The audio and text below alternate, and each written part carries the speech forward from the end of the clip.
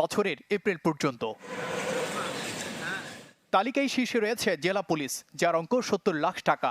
এছাড়া রামগড় পৌরসভা ৪৫ লাখ টাকা, সদর উপজেলা পরিষদ ১০ লাখ টাকা, গণপূর্ত বিভাগ ১২ লাখ টাকা, রামগড় উপজেলা স্বাস্থ্য বিভাগ ৬ লাখ টাকা, পার্বত্য চট্টগ্রাম উন্নয়ন বোর্ড ৪ লাখ টাকা বকেয়া রেখেছে।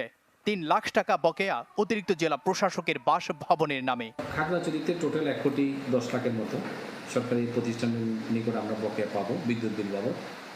আর এছাড়া আমাদের আরেকটা পৌরসভার সর্বোচ্চ বকেয়া যেটা রয়ে গেছে সেটা হচ্ছে রামগড়ে, সেটা হচ্ছে প্রায় ৪৫ লাখ টাকা প্লাস।